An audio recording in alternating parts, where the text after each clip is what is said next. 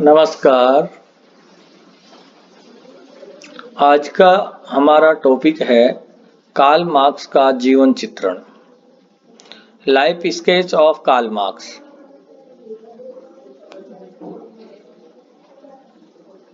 विश्व के महान विचारकों में कार्ल मार्क्स की गिनती होती है। कार्ल मार्क्स एक ऐसे महान चिंतक, विचारक व समाज सुधारक विद्वान हुए हैं जिन्होंने संपूर्ण मानव जाति को एक नई दिशा प्रदान की। उस महान चिंतक, विचारक के जीवन चित्रण के बारे में हम आज यहाँ पर चर्चा करेंगे। कार्ल मार्क्स का जन्म राइन प्रांत के ट्रियर नगर में एक यहूदी परिवार में हुआ था।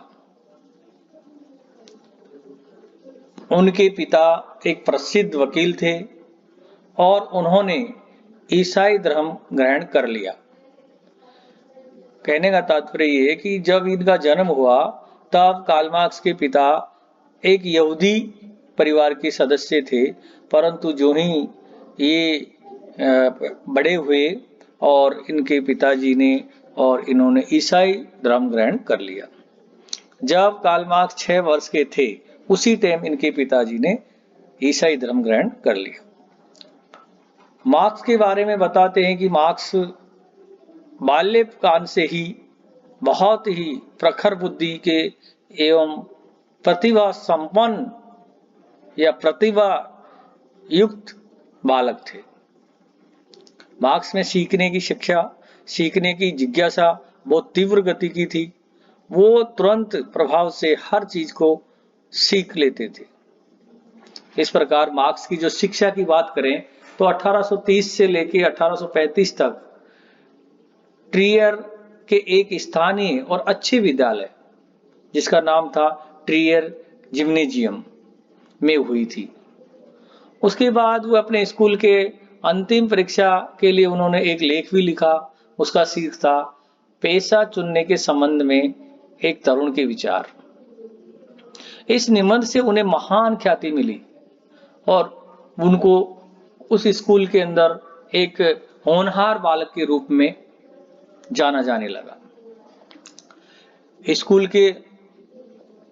स्कूल की अंतिम परीक्षा पास करने के पश्चात 17 वर्ष की आयु में मार्क्स विधि की शिक्षा ग्रहण करने के लिए बॉन विश्वविद्यालय चले गए, किंतु 1 वर्ष पश्चात विधि की शिक्षा को छोड़कर मार्क्स इतिहास और दर्शन का अध्ययन करने के लिए बर्लिन विश्वविद्यालय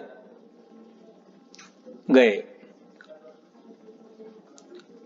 दर्शन और इतिहास में उनकी विशेष रुचि थी, इसलिए उन्होंने विधि की शिक्षा को छोड़ दिया। इस विश्वविद्यालय अर्थात बर्लिन विश्वविद्यालय में उस समय प्रसिद्ध दार्शनिक हेगल के विचारों का बड़ा प्रभाव था।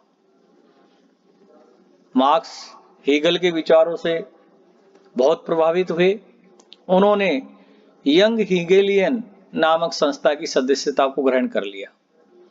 मार्क्स ने द्वंद्वात्मक दर्शन को हेगल से ही ग्रहण किया था, अर्थात जो मार्क्स का द्वंद्वात्मक दर्शन है वो हेगल की ही देन है, जिन्होंने इस दर्शन ने मार्क्स को एक महान विद्वान की कैटेगरी में खड़ा किया। इस प्रकार से मार्क्स ने 1841 में जेना विश्वविद्यालय से मार्क्स को डेमोक्रेटिक्स एंड एपिक्यूरस के प्राकृतिक दर्शन में भेद विषय पर डॉक्टरेट की उपाधि प्राप्त की गई और 1842 में मार्क्स वान विश्वविद्यालय में प्रोफेसर बनने की इच्छा से गए, किंतु सरकार की प्रतिक्रियावादी नीति के कारण फ्यूरबेक और ब्रूनो वेर को विश्वविद्यालय से हटा दिए जाने पर मार्क्स ने वहां अध्ययन करने के विचार को ही त्याग दिया, क्योंकि ये एक स्वतंत्र चिंतन के धनी थे और ये किसी भी प्रकार से कहने पे हिचकिचाते नहीं थे और समाज में एक सामाजिक परिवर्तन की ओर इनका ध्यान हमेशा लगा रहता था। तो मार्क्स ने वहां पर अध्ययन करने के विचार को ही त्याग दिया। अध्ययन कराने के जो विचार था कि भाई मैं यहाँ प्रोफेसर बनूंगा और मैं अध्ययन कराऊंगा। तो उन्होंने उस तरीके से जो वहाँ का जो वातावरण था उससे वो क्षुब्ध हो गए और उन्होंने वहाँ का अध्ययन कराने का उनका जो मन था उसको त्याग दिया। इसी प्रकार से राइनिस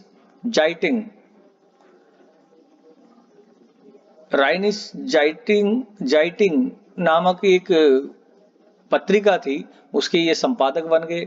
ये पत्रिका कोलोन के राइन प्रांत के उग्रवादी जो पूंजीपति थे उनके द्वारा प्रारंभ की गई थी, जिसका वामपंथी हेगेलियनवादियों से संपर्क था।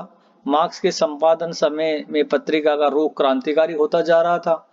इस कारण सरकार द्वारा उस पर सेंसरी बिठानी प्रारंभ कर दी और मार्क्स ने यह अनुभव किया कि प्रेसिया की स्थानीय सरकार और अधिकारी जनता के हितों की रक्षा करने में असमर्थ हो रहे हैं। अतः उन्होंने सन 1843 में इस पत्रिका के संपादन पद से इस्तीफा दे दिया और जर्मनी छोड़कर वे पेरिस चले गए।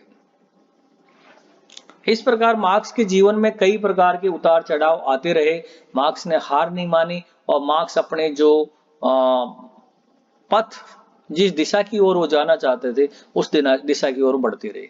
इसी प्रकार मार्क्स की जो विचारधाराओं पर तात्कालिक अनेक महत्वपूर्ण घटनाओं का भी प्रभाव पड़ा।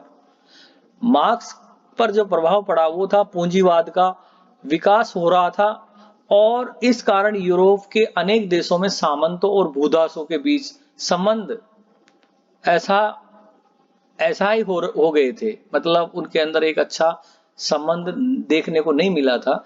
वो एक तरीके से एक तरफ पूंजीपति या सामंत और दूसरी तरफ उसमें काम करने वाले दास, ये दो वर्ग खड़े हो गए थे और बड़े पैमाने पर पूंजीवादी उद्योग विकसित हो रहा था।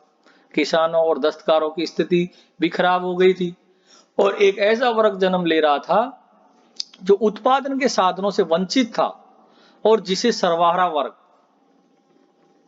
कहा जा सकता है। वह ऐसा वर्ग तैयार हो रहा था। एक और सामंतवाद का अवशेष, दूसरी ओर अपरिपक्व पूंजीवाद जर्मनी की जनता को पीड़ित कर रहा था और मार्क्स पर इन सब का स्पष्ट प्रभाव पड़ा।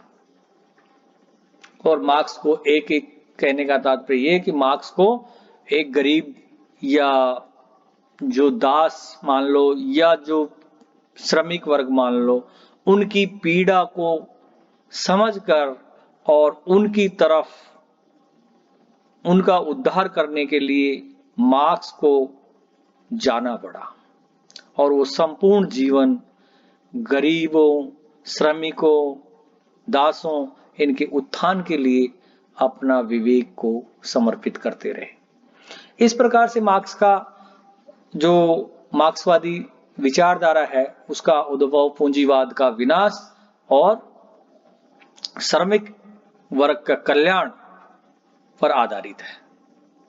हम यहाँ पर इसके जीवन चित्रण के बाद में ही कुछ मार्क्स की रचनाओं के बारे में आपको बताएंगे।